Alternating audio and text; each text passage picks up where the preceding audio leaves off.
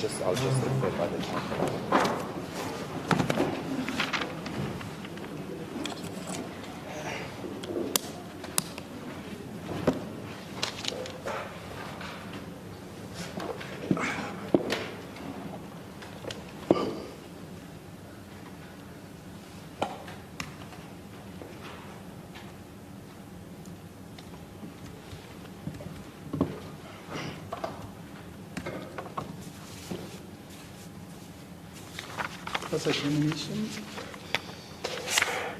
As the court pleases. Good morning, my lord. Good morning. Good morning, Mr. Krause. Good morning, sir.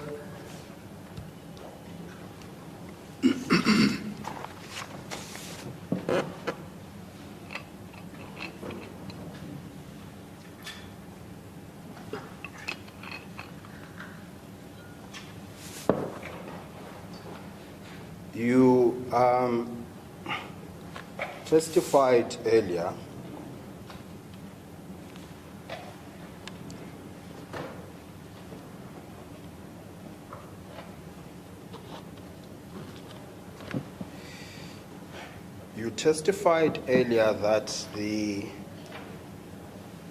institution you work for is the Institute of Race Relations, not so? That's correct.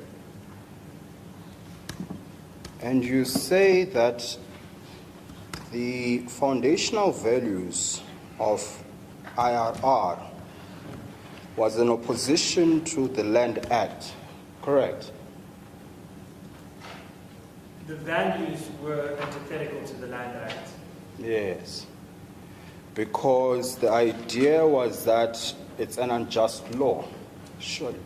It was an unjust law, correct.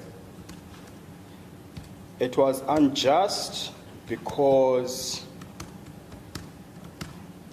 it foreshadowed or legislated the unlawful of dispossession of land. Not so.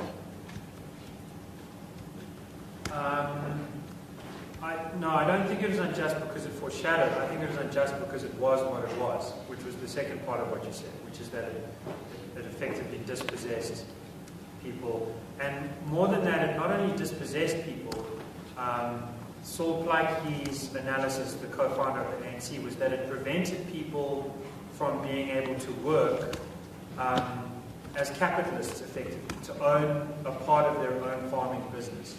Yes.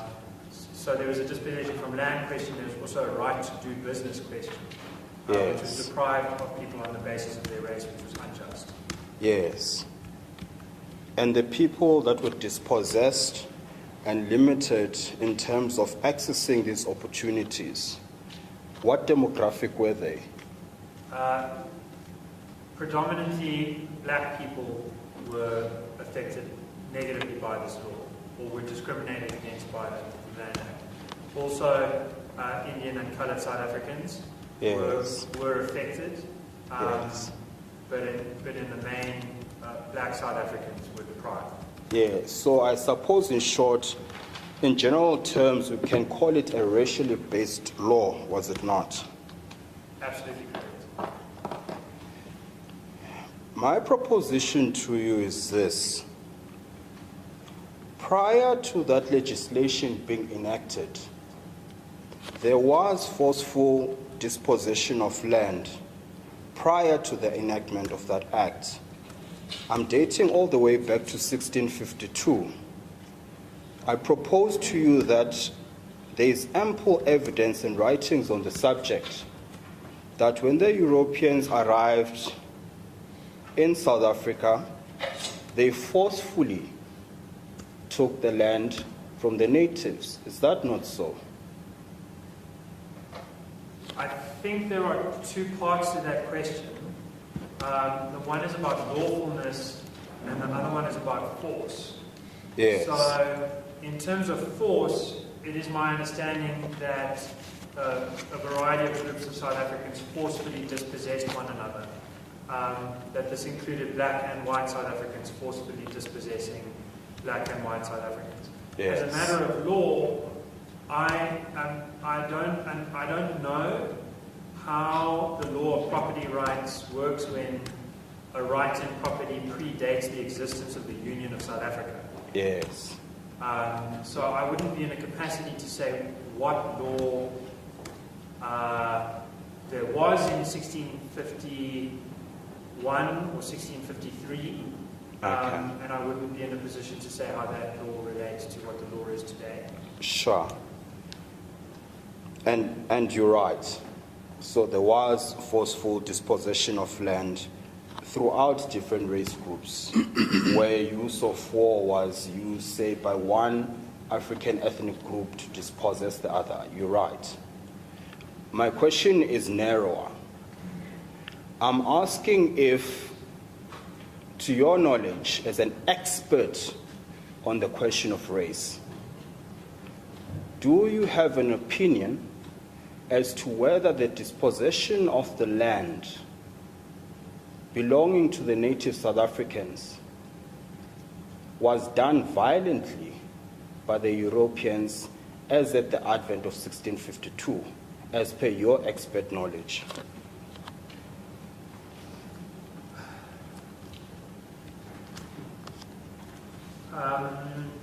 I find that question difficult to answer because of the terms the land, the natives, and the Europeans, and because of the initiation date of 1652. So if the question is about what happened in 1652, maybe I can say something, but if it's sort of from then till now, I'm not sure what the natives refers to, or the land, where I wouldn't know the extent of that land. So the answer to the question might be yes on some disambiguation of those terms, and it might be no on some other disambiguation. Forget the technicalities. Forget the legal definitions. Forget the dictionary. I'm having a conversation with you on a social level. Surely you understand my point. Well, it might be fair if my other friend would like to give a specific instance, and the witness could answer on a specific instance. From what I understand, the witness has said that the question is too broad to answer in any specific case. Mr. Kasibu. I rather didn't respond by asking with a specific example, because my question is broader than isolated incidents. I'm talking about a historical account over lapse of time. I'm not concerned about what happened in the year 1700 or the 18th century. I'm not too concerned about that. I'm concerned in a broad sense, without necessarily drawing specific examples.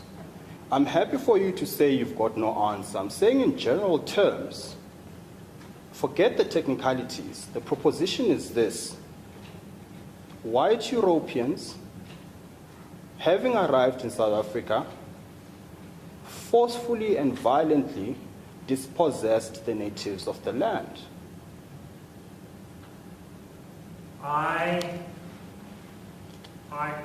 My response to that is that the natives and the land makes that a question that can only be answered in vague and broad generalities. And it's my expert opinion on race that we usually do more harm than good when we discuss racial matters without sensitivity to technicalities. For example, the heterogeneity within the group of people described as black South Africans, to my mind, must always be recognized. To treat that group as homogeneous and one and the same is in my opinion, always a mistake.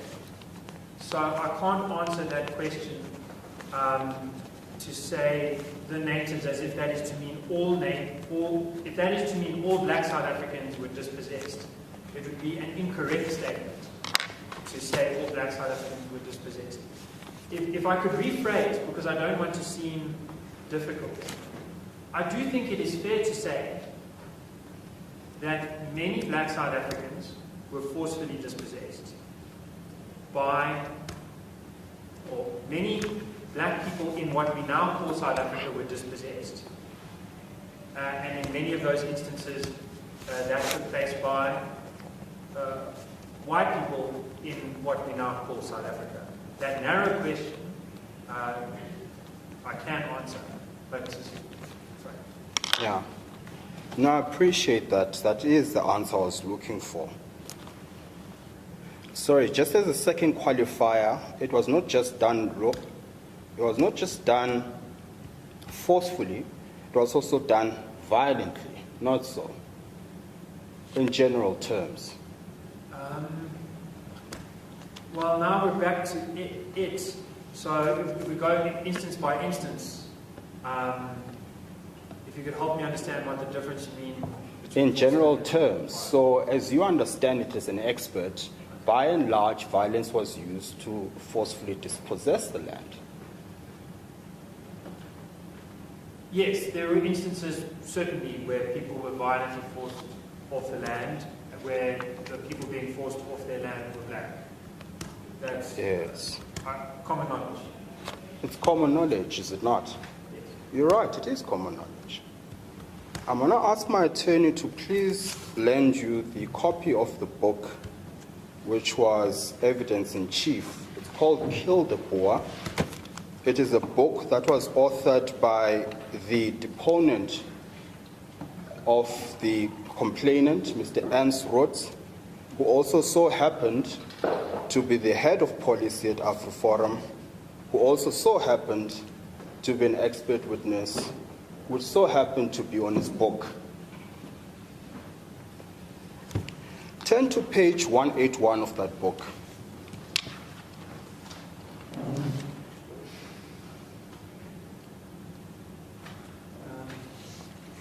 It's chapter 13, page 181. Okay, thank you. Sorry, my lord, I don't have the corner of the page here is missing, but I can see that it's chapter 13 and that it must be 181.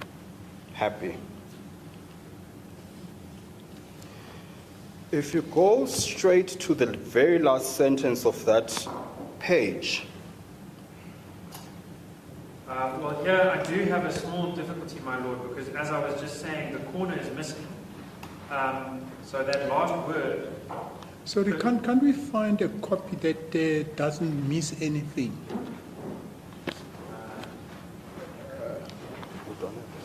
Otherwise, the court could spare its copy. It's just got pencil alignments. In the bundle, I thought that there's Yes, also my in the attorney is bundle. checking that. My Oh, attorney is okay. checking that. Let's see if we can't find it in the bundle rather than the witness having to testify on something that's got missing parts. We seem to be struggling with the network, Your Lordship. If you don't mind, the excerpt I want to refer to is an excerpt we've dealt with previously. I'll just put the line to the witness. I'm happy to show him the sentence as well and just ask him to comment. In any event, it's an excerpt that's already on the record. Okay. I'm so sorry about that. Not a problem. The line says, let me just foreshadow my reading of the text. Mr. Rhodes in this text, in this excerpt, let me read it, the second last paragraph. In April 2018, Deputy President David Mabuza made it clear that the ANC regarded land reform as a racial matter when he threatened that there would be a violent takeover if white farmers did not agree to volunteer some of their land. Mabuza quoted fabricated statistics that 80% of the land that is in the hands of a few people and stated that the land will come back, do not despair. That's the context where this line comes in. There are, however, three major problems with the ANC's stance on land reform. He says the first is that it is based on a flawed perception of history. Now, I observe that by and large, and I think for all 6 days you've been present in court since the inception of the matter, is it not? I'm sorry, that's not true, but I was here for the first 4 days. Yes. I was not here from Thursday lunchtime, and I was not here yesterday. Okay. But I was here, I think I can say I was here for all of the testimony of Mr. Rhodes. Yes. I put the question to him. I said, does this line suggest that there was no forceful dispossession of the land by the Europeans? His answer to that was no. Now, you seem to suggest the inverse. Do you have a comment on that? Sorry, from what I understand, that doesn't suggest the inverse at all. Sorry? It doesn't suggest the inverse at all. There's a sort of double negative that's going on. In other words, my other friend says, does this suggest, it appears that they're a leader, and so putting to that they suggest the inverse is incorrect. If my other friend could phrase what he said to Mr. Woods again, but it appears that this double negative that's created a sense that there's a dissonance, but as far as I can tell, there's no dissonance. Mr. Kasibuko?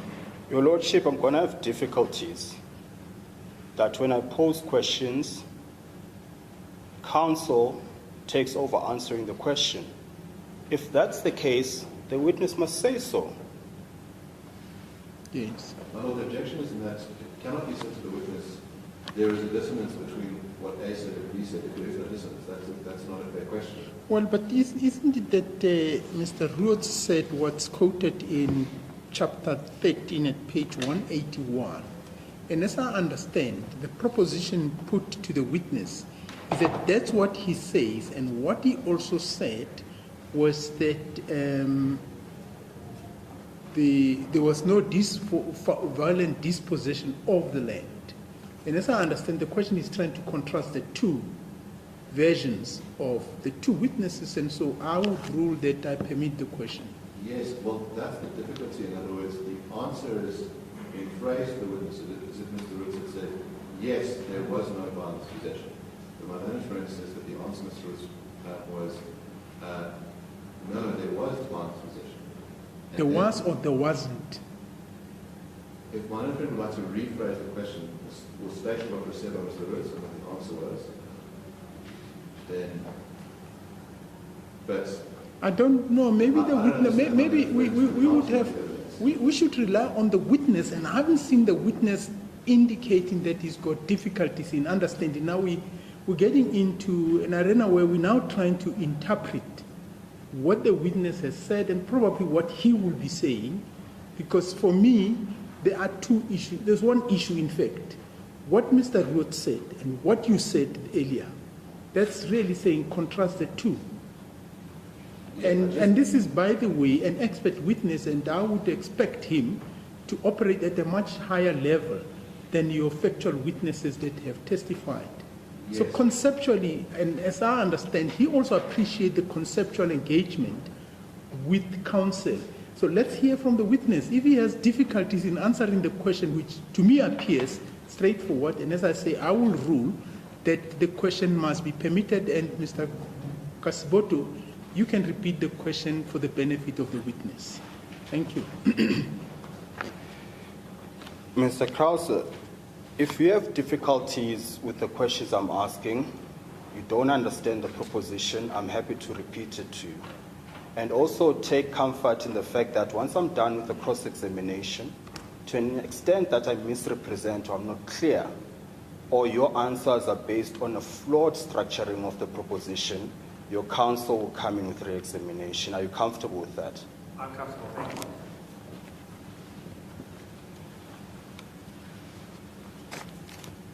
I'm saying,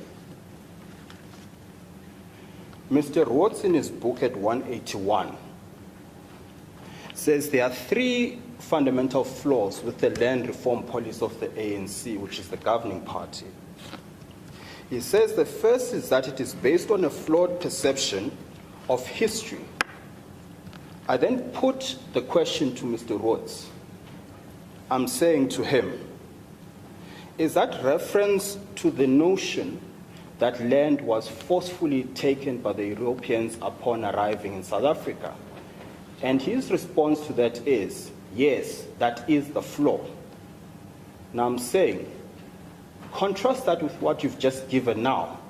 You can't align the two, can you? I'm not sure what would turn on this.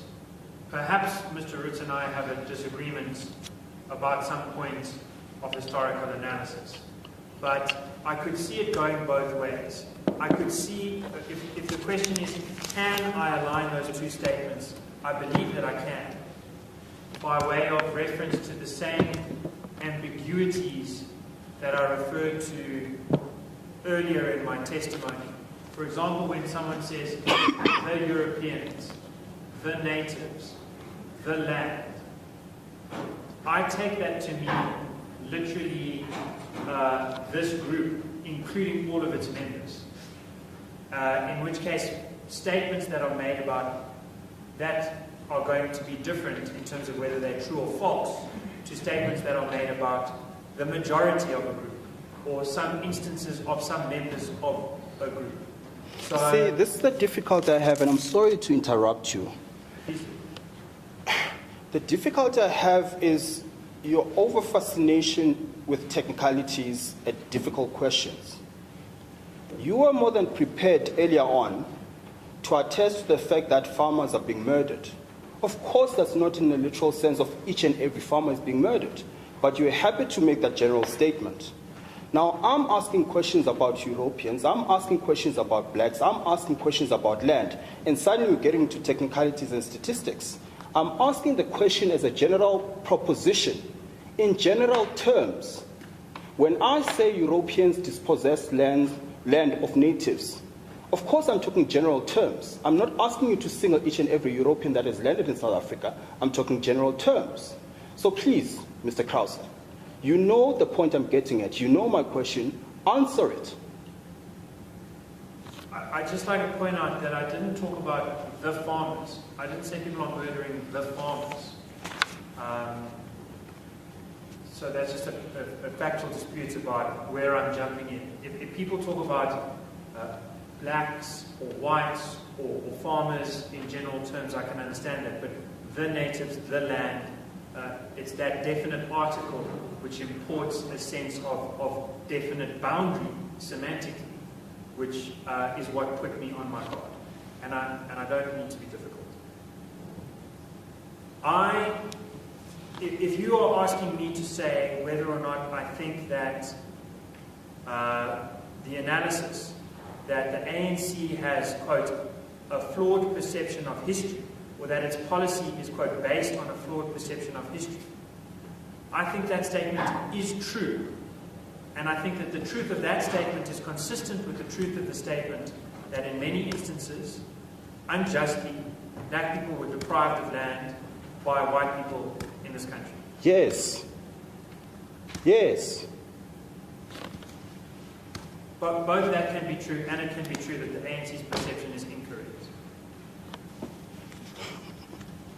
Very well. Let's go to case line page 858.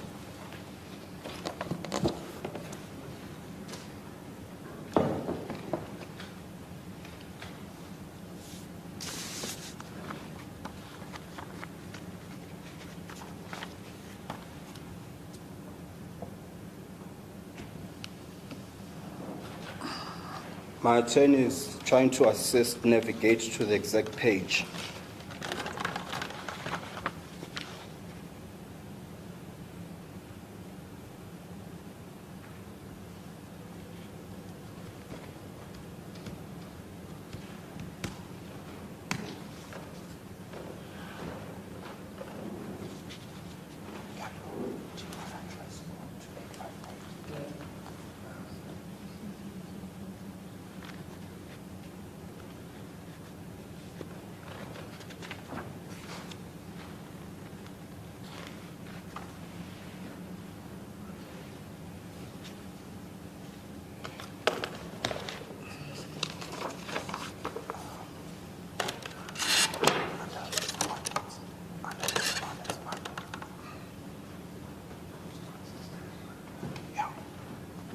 Your Lordship, I don't know if you'd mind trying to navigate yourself to the respondents' discovery bundle, because we seem to have network issues to navigate everyone remotely.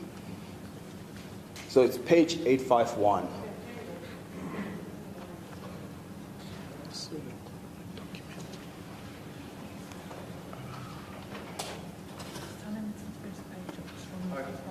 Now we do that. The cover page. Well, we can start at the cover, page 851. So what page is it? Page 8? 851, Your Lordship, which is a cover page to an annual report.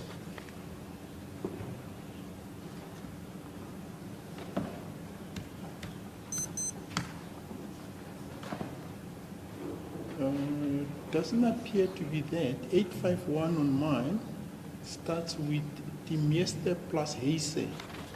That shouldn't be. You're probably under the wrong folder, Your Lordship. It's underneath the respondents' discovery bundle. Discovery bundle is on 009. On my case line, it's page 1626. 1626. But in the physical printout, 851. Okay. If you then don't Yes, mind. I think so. It's IRR, the Yes. power of ideas. Yes, that's where Okay, we are. I found it. So, Mr. Krauser, so what appears on that cover page is a 2014 85th annual report of the Institute of Race Relations, which is where you work. Can you see that? I can see that, yes. If you flip the pages 1, 2, 3, 4, 5, 6, 7th page, it should appear the word sponsors and donors. It's page 7 of the actual report, Your Lordship, if that assists you navigate it easier. So of the actual report, it's page 7.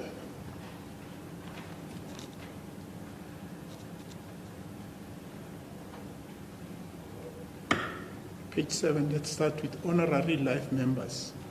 On my case line, it is page 1633, and in the printout 858, and it says sponsors and donors are the first 3 words. Yes.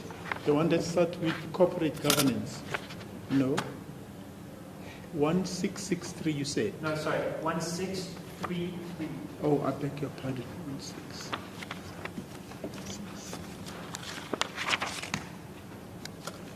Yes, I found that. Sponsors and donors. Yes. So under sponsors and donors, as per the 2014 annual report of the IRR, the first name that appears there is AfriForum, is it not?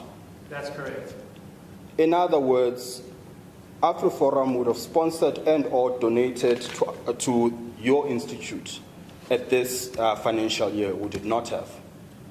In a manner of speaking, yes. Yes. Let's keep flipping the pages. Let's get to the second report, the 2015 one. So, Your Lordship, I suppose if you keep scrolling down, you're going to eventually get to the 2015 annual report, which is the next document in the section. So I suppose if you just flip to the next document.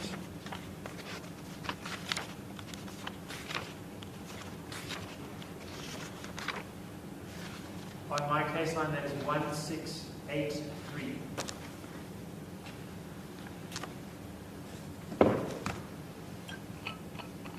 The 2015 86th annual report. Indeed so, Your Lordship.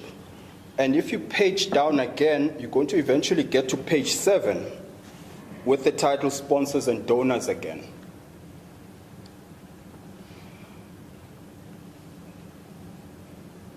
Just give me 1 second.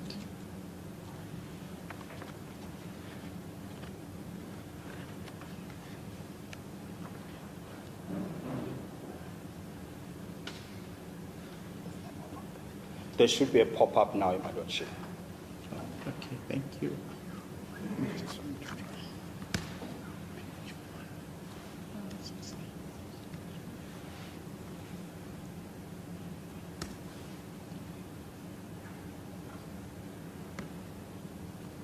Right, I've got that. And then if you go to page 7 of that report again, Your Lordship, and they'll direct you there. Page 7.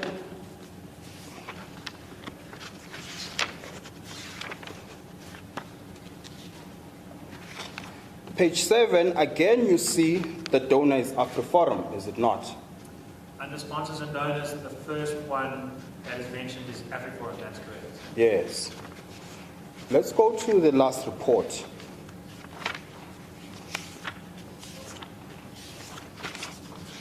Again, it's the IRR report, it's the 87th one. If you then navigate to page, well, they'll direct you there. It should be page 7 of that report again.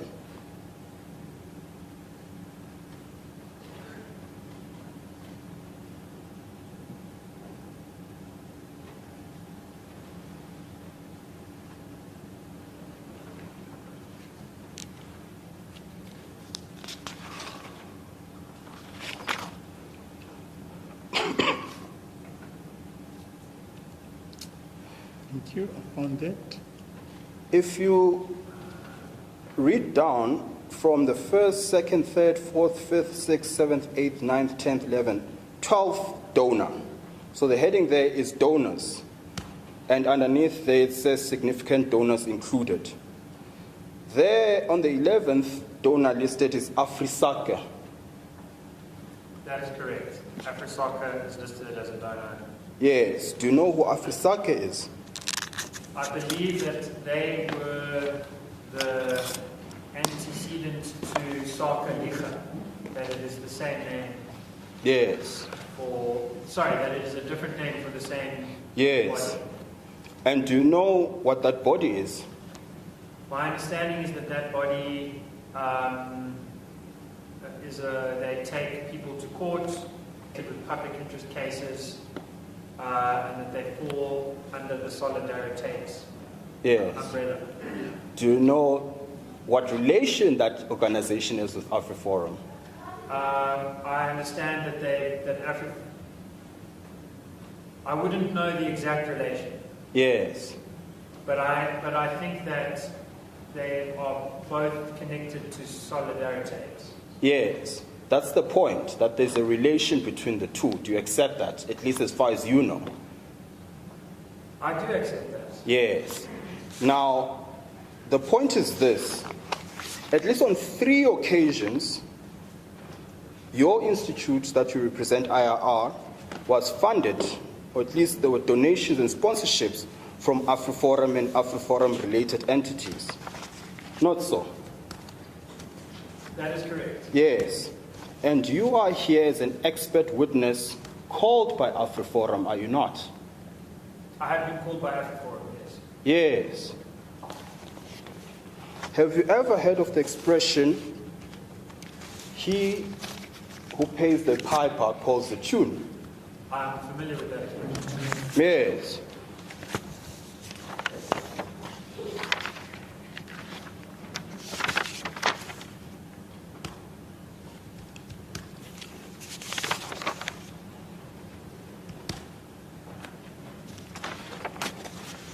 Now, let me put this as a proposition to you.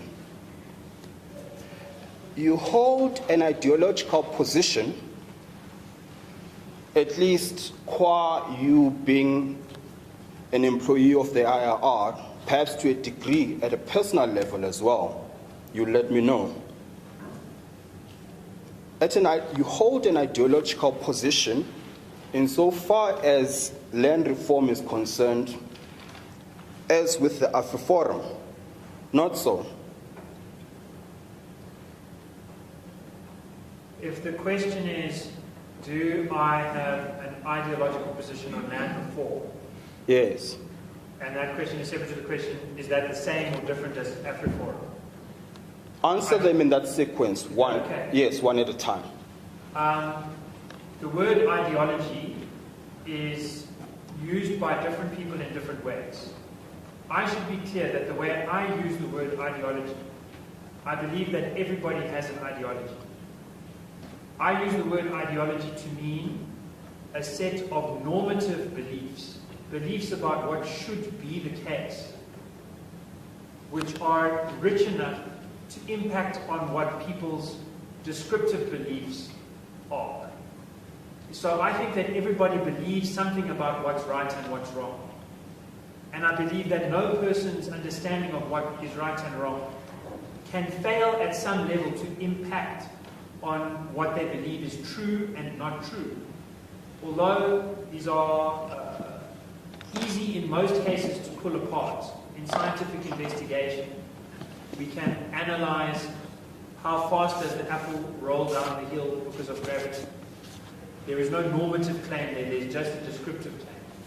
When it comes to understanding people, we are understanding things that have a moral value. So our understanding what is the case and what ought to be the case is always going to be bridged together. So in my view, the claim that someone is not ideological is a fair claim to make if they are confining themselves to discussions about empirical facts that are not related to human beings. But as soon as we are talking about socio-political analysis, economic analysis, analysis where the moral weight of a person comes to bear, I think that there is necessarily some kind of ideological inflection. So, having explained my sense of what I mean when I say ideological, I'm very happy in that context to say that I have an ideological view on land reform. That means my view on land reform is informed by what I think is best. What I think is best for this country is a combination of a sense of justice and a sense of material uplift. My view on what should be done for land reform would, in my opinion, bring about the best material circumstances for the most in a way that's consistent with the fundamental principle that individual agency and freedom must be respected insofar as is possible. I have no idea what you just said. Okay, that's fine. I'm sorry if that was too loquacious. The short version of that is if ideological view on land reform means I'm insensitive to evidence and I just go like a blunderbuss, then no, I do not have an ideological view, nor does the Institute. If it means a view that is sensitive to evidence, but that does have a value about right and wrong, then yes, I am ideological. And so is the Institute. We have an opinion about what is right and what is wrong. Yes. In human relations. Our opinion is that non-racialism is right. Yes. So now the second question was, is that the same as AfriForum? I think it may be different in some aspects. I have not read Kill the Boer, although I have listened to Ernst Ritt's testimony. In terms of land reform specifically, I cannot think of any instance where I have come across commentary by AfriForum in regards to what ought to be done, with which I have disagreed. Insofar as I'm aware, AfriForum... Okay, let's just cut to the chase, Mr. Cross. I'm so sorry. Let's just cut to the chase. Let's just cut to the chase. I'm so sorry to do this to you. The point is this. AfriForum's position, as I understand it, is that they're opposed to the policy of expropriation of land without compensation. That is aligned to your view, is it not? That is correct. Yes. Well, their view is rather, I should say, aligned to ours, since we got there first.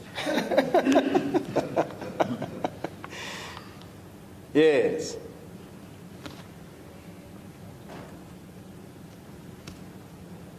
In fact, you say in an article you penned, it's at page 1828 of the case lines.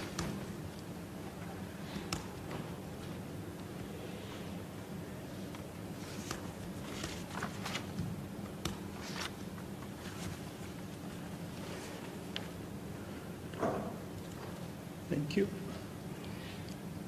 Are you there, Mr. Krause? I am at the page. I'm not sure which part of the page I'm looking at. I'll take you there just now. Thank you. So we're at the front page of the article that you penned in February 2021, and it's titled Opinion, Expropriation Bill, costly however you look at it. And then if you, on a physical copy, you have to flip the page to get to the document.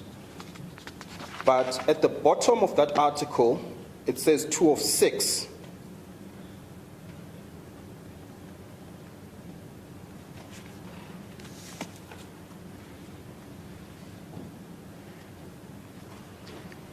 There it reads, the very first paragraph, while the window for public comment on the expropriation bill remains open, now extended to 28 February, South Africans should consider that a vote for this bill is a vote either to wreck the economy or to entrench President Ramaphosa's power for life, which is ultimately the same thing. Do you recall writing that? I do, in the course of reading this, recall writing it, yes. Yes. So it reaffirms this idea that AfriForum, and at least you, let me ask the question, is this your personal opinion or is it the position of the IRR?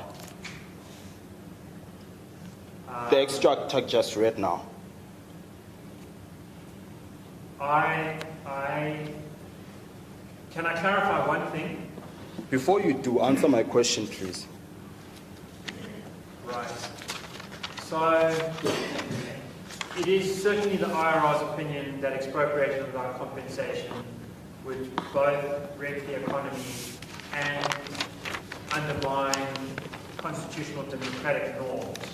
The particular claim that it would entrench Cyril Ramaphosa's power for life is not the IRR's position as a body. We haven't conferred on that. That is my socio-political analysis.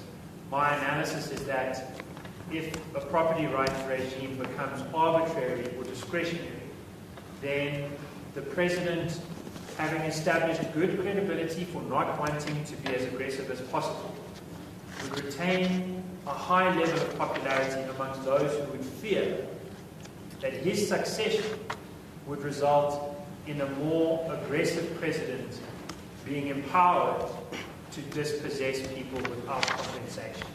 And that analysis is substantiated in this piece, as well as in a review of history of kings and queens, where people had power to take away. I'm so sorry again to do this to you, and I'm so sorry to do this again. And I must say, it is fascinating. It's stuff I didn't know anything about. But I'm going to have to confine you, if you don't mind, because the questions I'm asking you are directed at a particular point. And once we divert to other aspects, then I lose focus of my questioning. So if you could just listen to my question and respond to it specifically. Okay. Thank you. Now, let me take you to another article you penned, which was around the cynical times. It's at page 320.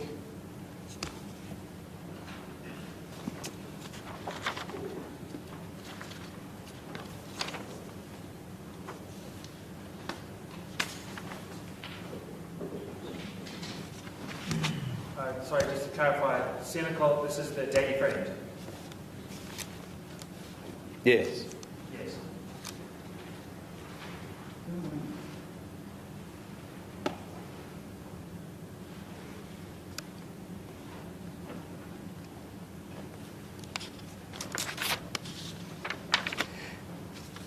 If you then turn to page 3 of 4 of that article, so at the bottom of the article itself, it says page 3 of 4.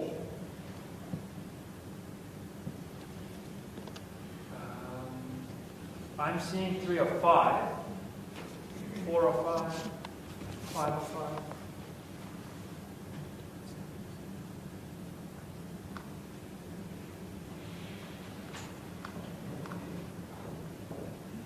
That one.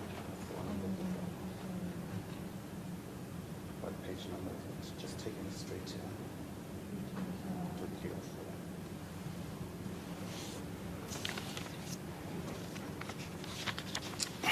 4. Okay. So my attorney has directed you to the specific page I'm looking for, but for your benefit, if you flip 2 pages back, you will see that the article is indeed penned by you. It's titled Cynical, What Saved the Day, and you've made reference to it earlier.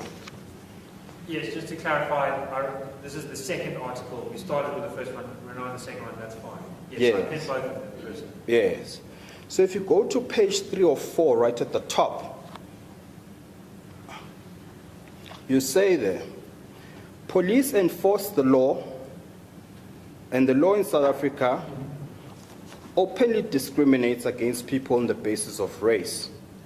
In addition, farmers, but especially white farmers, have a target put on their back by those like Malema, who calls them land thieves, and those like Ramaphosa, who do not include them in our people. Most of all, a target is put on all property owners' backs by the expropriation bill and Parliament's efforts to shred the Bill of Rights. You recall saying that, don't you? Yes, I wrote that. Yes. The point again is simply this. You seem to have quite a strong view about protection of property rights, in particular in relation to white farmers, don't you? I have a strong view on property rights. My view is that it should apply to all people, and that does include white farmers. No. Police enforce the law, and the law in South Africa openly discriminates against people on the basis of race. In addition, farmers, but especially white farmers, have a target put on their back by those like Malema, who call them land thieves, and those like Ramaphosa, who do not include them in our people. So there's a race dynamic there, is it not? Yes. And that's what you're writing about, is it not? I'm writing about a race dynamic. Yes. And your focus is on white farmers, is it not? In these two sentences, yes. Yes.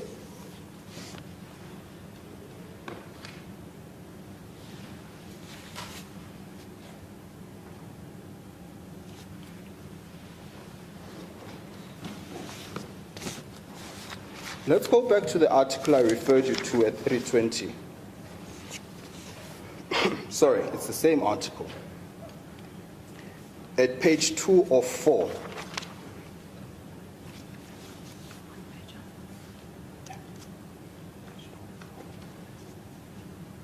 Are we just going one page backwards? Correct. There, the first heading is important development. And then the second one is the big picture, and that's the paragraph or the heading I want to focus on. Okay. Specifically, the third last paragraph. Now, in this article, of course, you're writing about cynical. And you've testified Mr. Floyd Shivambu, who's the deputy president of the EFF, was present, not so? I did, yeah. Yes. Now, you say in that third last paragraph, where it starts with the most consistent, you say there, the most consistent criticism the EFF has directed at police is to call them incapable. And they therefore argue that Julius Malema and Floyd Shivambu came to Senegal to defend state infrastructure on the police's behalf. Now, this is the relevant part. You say, Shibambu's tongue must have been deep in his cheek when he said that, since the only damage to public property in Senegal on Friday was done by the Red Berets. You recall saying that? I wrote that, yes. Okay, let's pause for a second. I want to play a clip. It's a video clip of what happened in Senegal.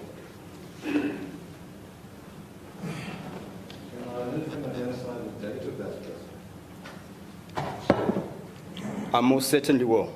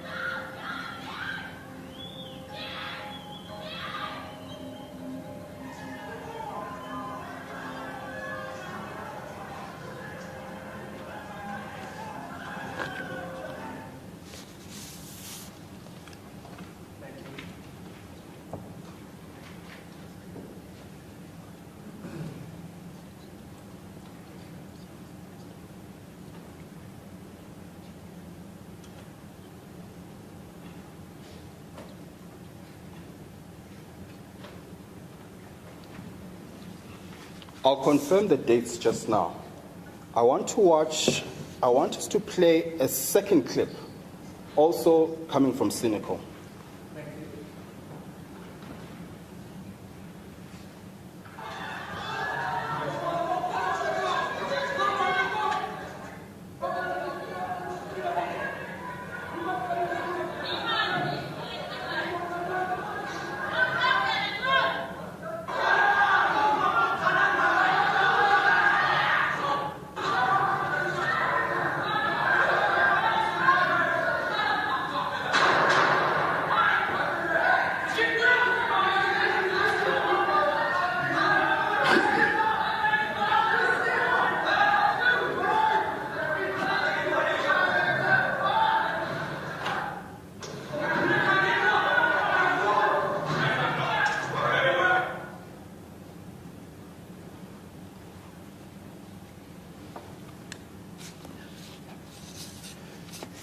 I will admit I've been remiss, my lord, in confirming the dates of the two videos. What we will do is go back to the source and I'll confirm them before my learned friend finishes with his, or rather just after he finishes with his re-examination.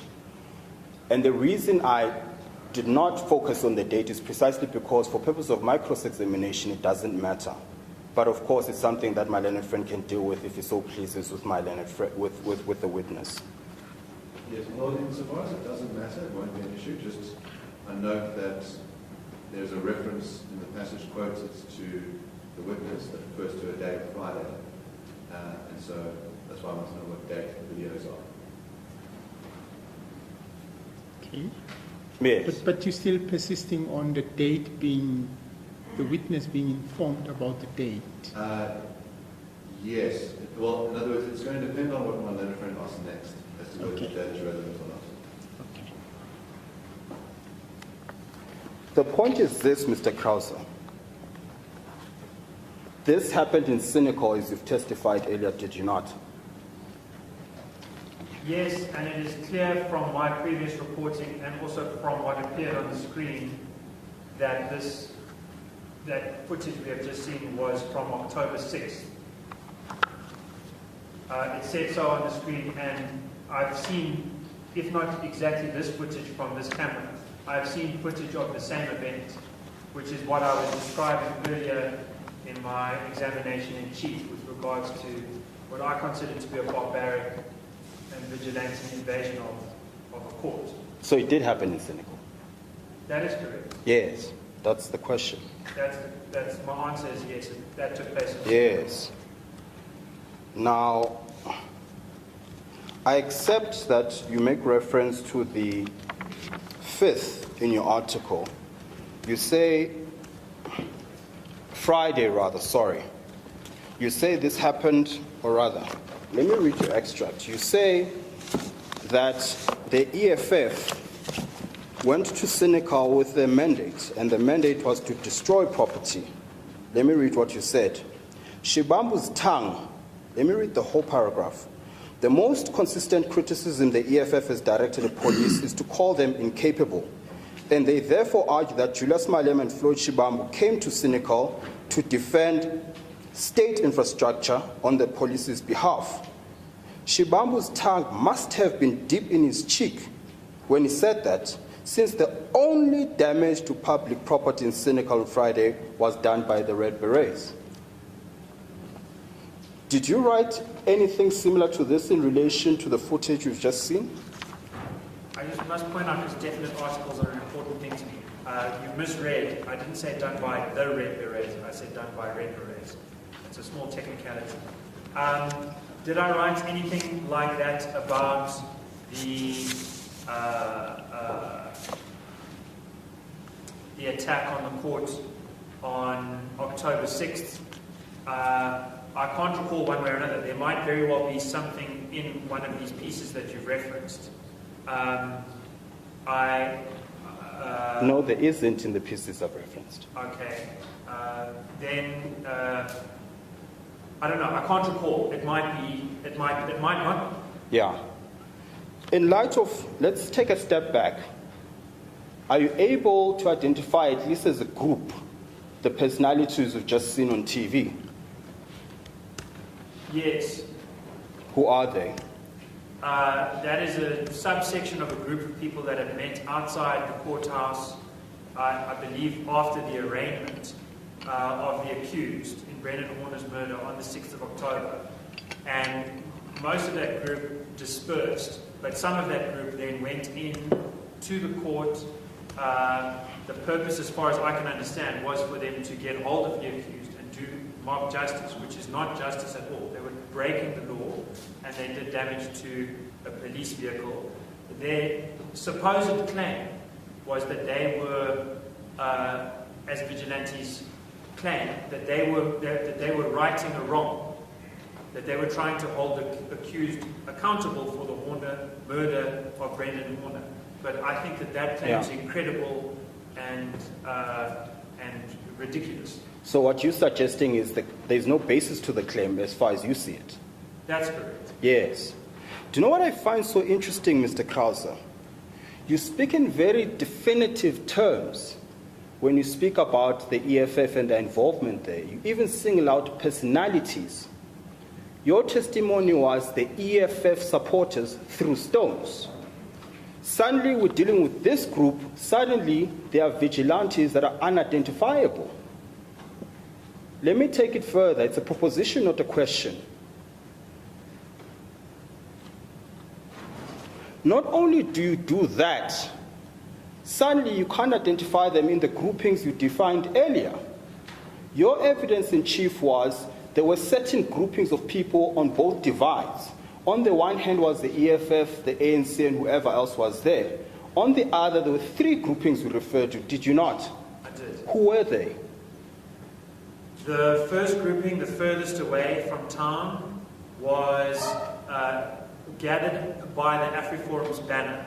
It was not exclusive to AfriForum. Yes. The second grouping was closer to town, but still at a distance from the barbed wire. And that grouping I have picked out as anti-farm murder protesters who were overtly religious. The main activities I saw there was prayer, hymn singing, and so on. And the third grouping was closer to the barbed wire fence. I did not characterize that group in much detail. I did say that some of the people who were there wore shirts that said things like Boer lives matter. What was the third grouping? So they were anti-farm murder protesters. I've said that. I'll say that again. I'm not sure how further to characterize them. I don't know the names of their leaders, if they have leaders. Yes. I don't know their political affiliation, if they have a political affiliation. And so I can't comment on that side of it. I think it's, in a sense, to the credit of the political parties that are there, that their leaders were put on a stage, Yes. and that their leaders are nationally famous, and that their supporters readily identify themselves via regalia. The shows are, in my opinion, it is healthy politics for leaders to be identifiable and for political supporters to be identifiable. I think the anti-farm murder protest is somewhat inchoate or unsophisticated insofar as it is leaderless and insofar as it is not developed a readily identifiable symbol. Okay. From the groupings you've given us, from which grouping were the personalities we just saw now? I would not be able to identify any of those persons on Friday the 16th, which was 10 days later. It is quite difficult even to identify them from the footage we've seen. Yes. And as I said, when I was in Senegal on the 16th for the big day, I was almost the entire time either by the court or by the ANC or by the EFF. It was at some periods impossible for me to be on the other side because of the blockage. But even if it had been possible, I still would have spent most of my time in Senegal. That was my mission, was to speak to the people around the court. It was other people's issue to deal with those people on that side. That's fine. But what is fair and safe to say is that of the two groupings you have identified, on the one side of the divide, and I think you drew a geographical visual of how they're divided and the police in between, keeping the two from coming together. On the one divide was the ANC, the EFF, and whoever else. On the other divide were the three groupings you made reference to, not so? Yes. And is it fair to say this grouping we've just seen on the footage comes from the latter divide, is it not? I don't think that's fair to say. Explain. On the basis of what I was told by people who were organizing protests at Senekal for the 16th, those people over there were identified either as plants or as barbarians who were not welcome in the broader anti-farm murder. Let me stop you there. Your evidence now was that you do not buy this argument of there were plants there. You can't use that as a premise to your answer then. As far as you understand it, having accepted the incredibility of the first proposition, on the basis of your understanding, now that you've discarded that myth, as you understand it, of the two divides, which divide does this group fall under? The question is, it just must be the case that when my learned friend asks the witness a question, he says, this is what you've testified before, you must accurately put that to the witness. Now, my learned friend has just said that this notion of plants has been discredited as a myth. That is not the witness's testimony. He said this was a proposition that was put in, and he said most of it. So I just asked that my learned friend puts an accurate account to the witness so that he can answer accurately.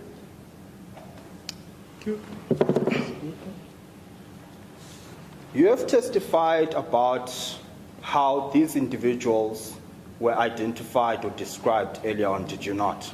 I did. And one of the propositions was that the vigilante group, they are plants, is it not so? I said that I had been told by some people that some members, very few, 2 or 3 maybe, were plants. Yes. And what is your response to that proposition? I can't confirm or deny it, but I took it as evidence that those community organizers I was dealing with did not consider those people welcome or reliable. That is the inference that I drew and that I draw now. Beyond that inference, I can't help this court. Did you or did you not say earlier, you find the notion that there were plants and vigilantes incredible? I might have said that. You did say so. I said. Did I say that the notion that there are plants is incredible? I don't know that I said that. It does strike me as a claim without corroborating evidence that I can't draw any further inference from. So I can't, if I said, let me put it to you this way, if I said it's incredible, what I would like to elaborate that to mean is that I don't have a good reason to believe that it's true. And so if you want me to defer one way or another, I would defer to saying it's an allegation that I can't support. Let's stop there. Okay. To the extent you did say it's an incredible proposition, you're now recanting that evidence, is it not so? To an extent you did. No. To the extent that I'm saying that's incredible, what I'm trying to say is that is not something that has credibility I can help with. Where I'm trying to answer your question with regards to this group here, what side were they on? What I'm trying to say is that you are presenting a false dichotomy. It is false to say they were either on the one side or on the other side. It might be that they were not welcome on that day at all. It might be that some had already been alienated or expelled by the community. I can't recall when the arrests were made for that damage to public property. I know that some arrests were made. the court would have to figure out whether those arrests were made earlier or later. It might be that they were made later. I don't know. Let me tell you what my difficulty is, Mr. Krause. As I suggested to you earlier, you speak in such definite terms when you're giving us evidence of what the EFF did. I call those people barbarians, that's definite. In clear terms, identifying them as EFF members. You don't suggest that they are barbarians who are vigilantes. You don't do that. You are definite in who they are and what they represent. We deal with this aspect. Suddenly, you don't know who they are, you can't identify them, and you just merely refer to them as barbarians. They were cast out by SUSA, Why can't the same apply to the EFF members that you criticize? Why can't they be vigilantes? Why aren't they defined in those terms? Why is it so certain that they are EFF members when you deal with them, and then when you deal with this group, suddenly you don't know who they are, and perhaps they're outcasts? Do you understand my difficulty with your evidence, Mr. Krause? Okay, there's three questions. Why do I identify the EFF members as EFF members? I've tried to be clear to this court that I'm identifying people wearing EFF regalia, and even acknowledging not everyone who wears a red beret or a red shirt within EFF is necessarily an EFF member. It could be that there's a plant, for example, within the EFF. But I've tried to be clear on that the evidence that I'm relying on is what people are wearing and where they are organized. Literally where they are standing in this, on this day. For this group, why am I not doing the same? It is because I do not know. I do not know who is their leader. I do not know by what item of clothing I can identify their purpose. But what I can identify is their purpose. Their purpose was to do, to find the accused and do mob justice to them, which I have repeatedly said is no justice at all. I've also repeatedly and at every instance mentioned that those accused were exonerated. Which, I mean, look, even if they were found guilty, subverting due process is no good. But the fact that they were exonerated and these people tried to do mob justice to them is an indictment, in my opinion. I would testify in a trial in which these people were being charged. If there was some expert evidence I could give that could help the court. But I don't have much expert evidence that I could give to help the court about who they are, about who their leaders are, because I am ignorant of that. I think we take the point, Mr. Krause. Thank you. Let's go to page 1035.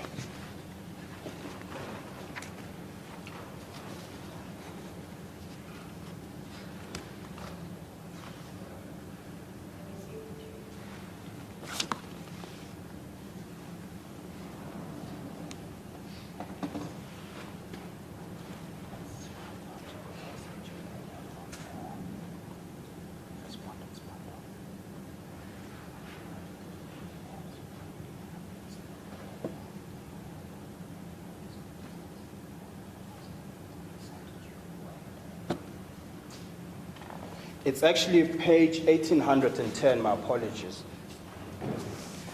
And perhaps I should just explain this, Your Lordship. I'm struggling with the paging. It doesn't align to this because I had my copies way earlier and I've made notes. So I didn't bother to print out ones that show case lines. My apologies for that. That's fine. So it's page 1810. What page 1810 is an article, or rather an open letter, my apologies, that appeared in the Daily Maverick, dated 17 September 2021.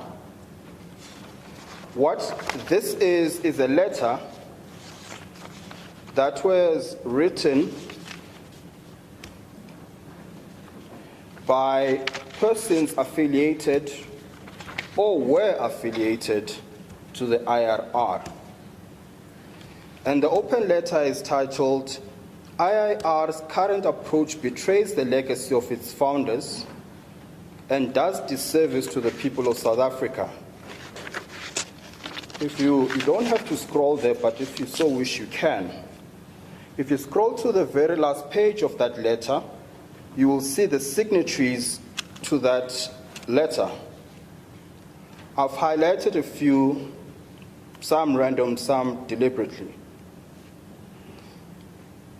A couple of names that appear there is one Jeff Butlander SC, who was the chair of the Western Cape Regional Committee from 1973 to 1975, and a member of the Executive Committee and National Council 1973 to about 1985 after he resigned. Obviously, all these references are references to their positions within the IRR. And then you've got Hugh Corder, who was a member and sometime a chair of the Western Cape Regional Committee 1985 to 1994, also a member of the National Council 1988 to 1994.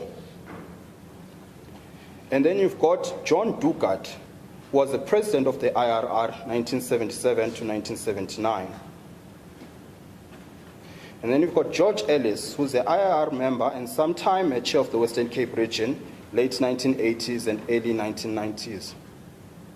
And then you've got Ella Gandhi. And then you've got Keith Goshok, IIR life member. And then you've got Peter Hain, whom I understand now to be Lord Peter Hain. And the list goes on and on. You've got Bani Pichana there as well. And then you've got Itumeleng Mahaban, who's the grandson of the IIR president. And then you've got Max Price. And then you've got Jane Tempest, IIR head of research, 2003 to 2007. Now, I read some of these years because they speak to around about when IIR itself was founded, or at least came immediately after it was founded. Can you accept that? Sorry, could you repeat the question? The question is, I've read out the years, and the idea behind reading out the words is to just make the point that the personalities I'm referring to who have penned this letter were at the very least at the foundation, were there when the IIR was founded, or played a significant role not long after. No, that's not true. The IIR was founded in 1929. These people were all alive in 2021. Yes. At 1929, at the founding of the IIR, they would have been unborn or an infant in the crib. Even the oldest among them. I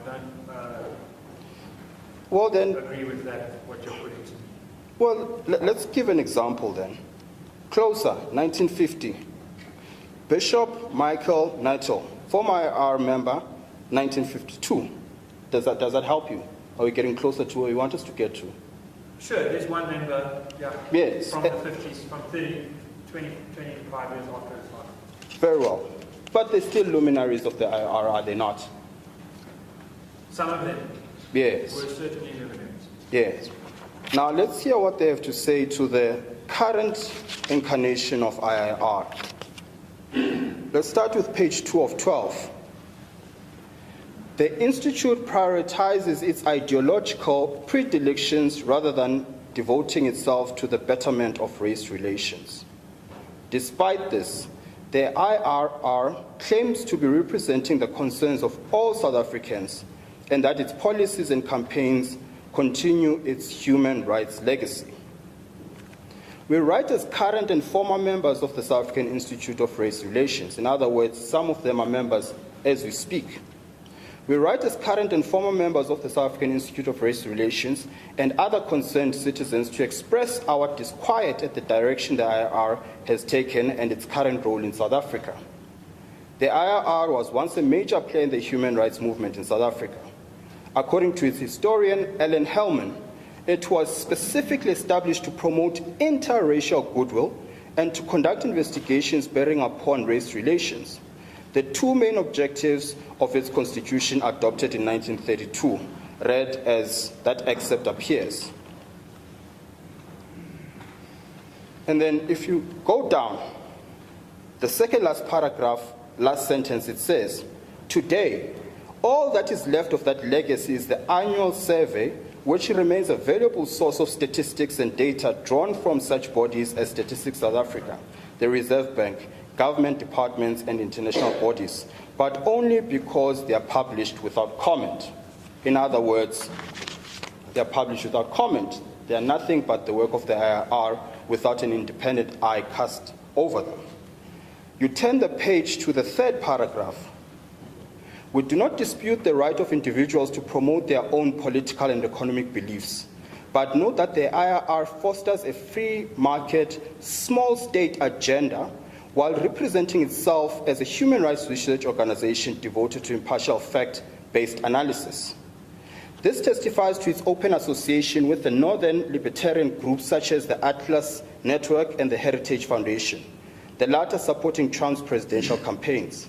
Furthermore, although the IRR founding constitution explicitly excluded the institute from identifying or associating itself with any organized political party, the IRR has increasingly identified itself with the Democratic Alliance. Through its website, The Daily Friend, which of course you're an author of, correct? That's correct. Through its news website, The Daily Friend, and their liberty policy bulletins, the IRR has obfuscated or denied the role of humans in causing climate change, attacked South African medical scientists, offered scientific advice about COVID-19 vaccines and other mitigating measures, and attacked analysis of the societal production of racism and racial inequality as inherently race essentialist. Furthermore, in a society where more than 30 people were shot in recent civilian conflicts in Durban, it has objected to proposed government. It has objected to proposed government legislation tightening access to firearms.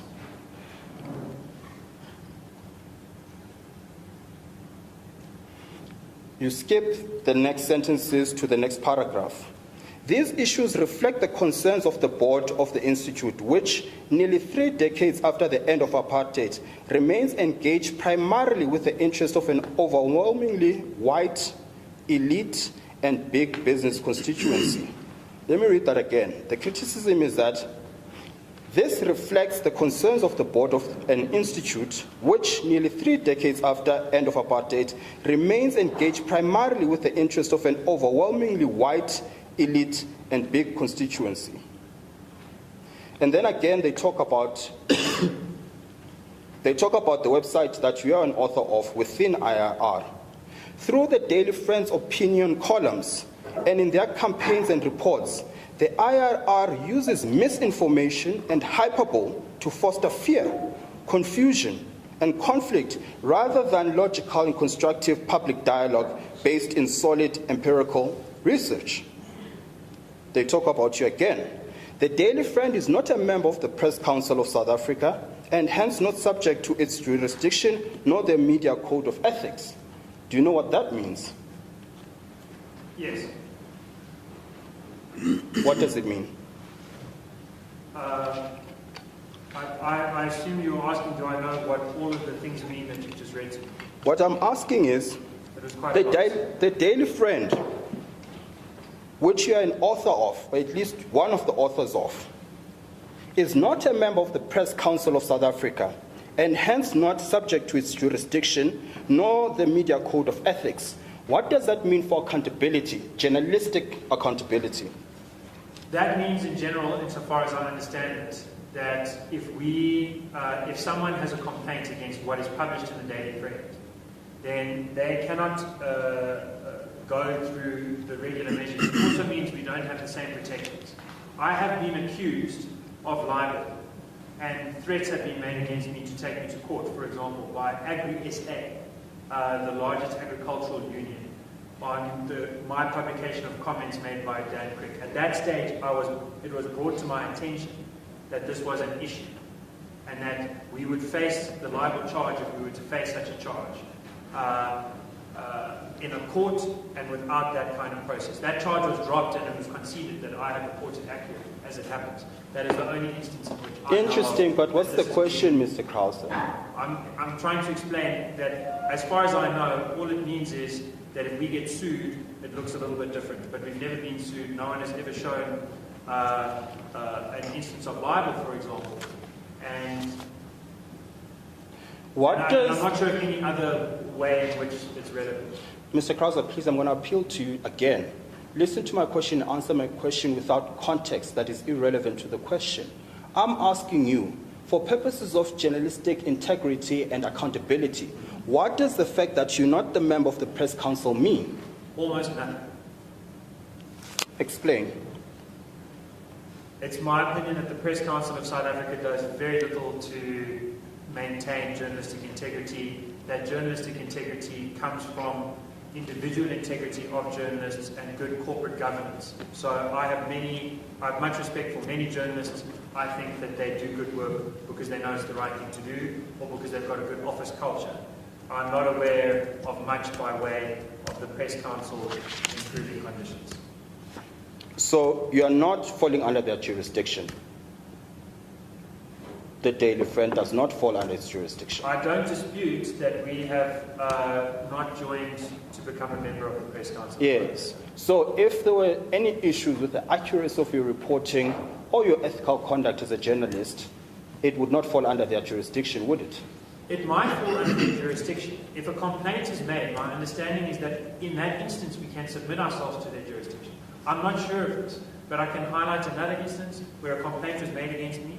We'll get there. And I submitted myself. We'll get there. You saying you're not sure, I'm presenting what is written here as fact. Do you have anything to discredit this line?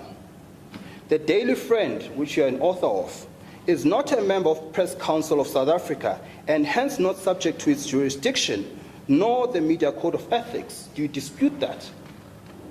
Yes. We are, the first part of it is true. We are not a member of the Press Council, and the second part of it might not be true.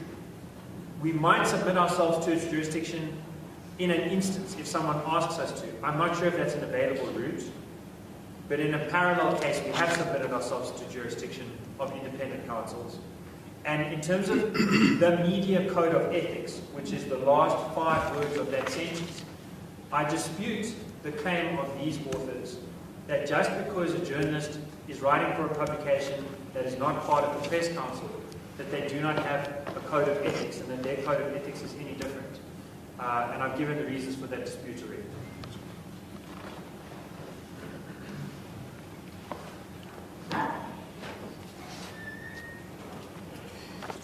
You recall, as the head of campaigns at the IRR, that you ran a campaign called Racism is Not the Problem, correct?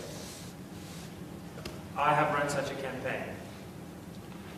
Sorry, what's the answer? Yes, I do recall. And this was under the ban of IRR, was it not? Yes.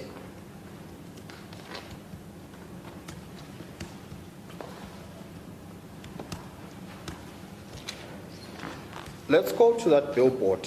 Let's go to a billboard that's related to it, and I'll give context now.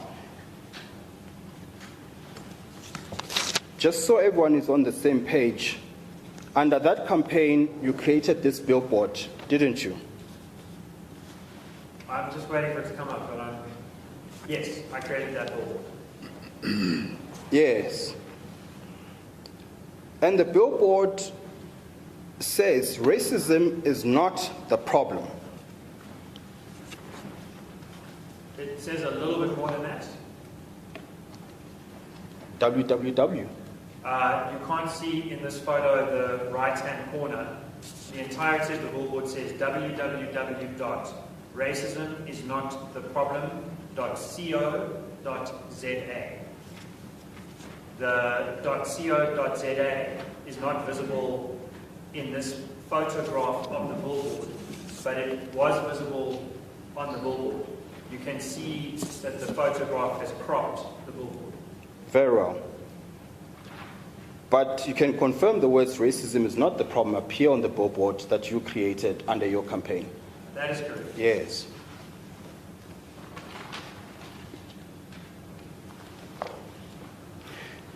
And you say racism, you give context to this idea that racism is not the problem.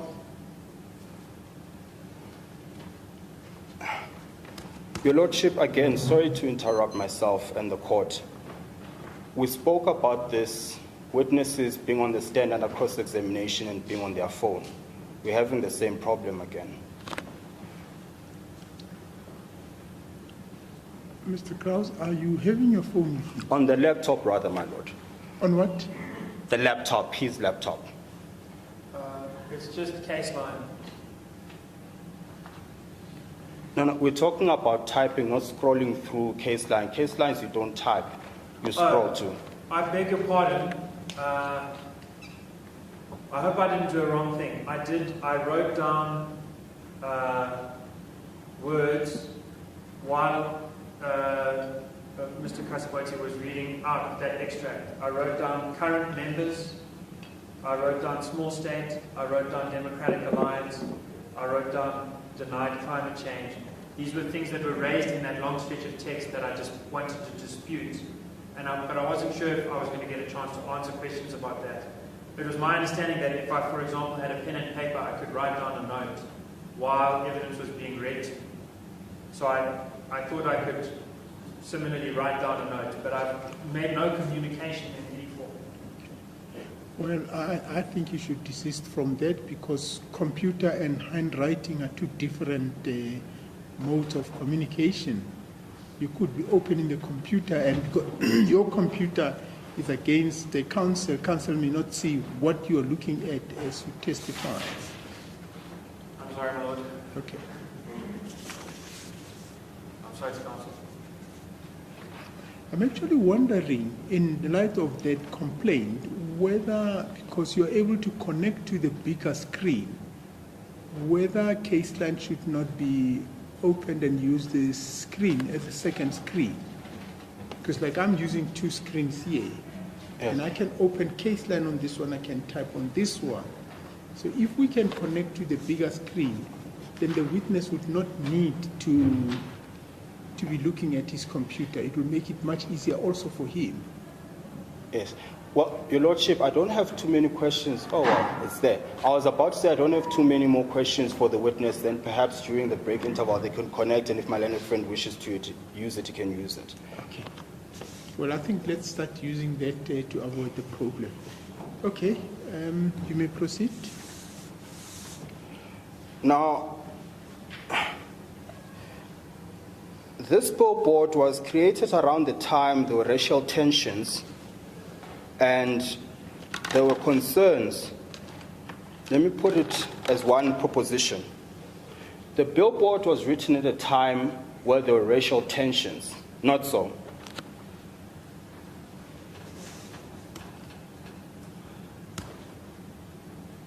I would say it is true that somewhere in the world there was a racial tension when this billboard was written. Yes. Somewhere in the world specifically talking about is the United States, are you not? Oh, I didn't have anywhere in mind. I just meant as a general proposition, I suppose there is always at least one place in the world on any given day where there is one incident of racial tension. Well, let me put it this way then. In one of your articles, you'll tell me if you never wrote it, I can tell you did, and I can show it to you. You wrote an article bemoaning the idea of how we've incorporated the concept of Black Lives Matter in a South African context. Not so. No, no, just my friend says that you could show the articles to witness. If you could just do that now, so that everyone's on the same page.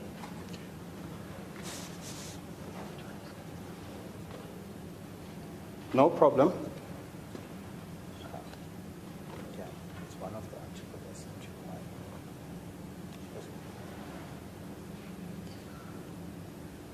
Well, Mr. Kasiboto, I thought you were going to round up before lunch. It looks like this may be the appropriate time for us to take the lunch break. Indeed, Sir, Your Lordship. Thank you very much. We're going to take the lunch break, Mr. Klaus. You will remain under oath. You can't discuss this case with any person except with the permission of the court. Thank you very much. The court shall adjourn.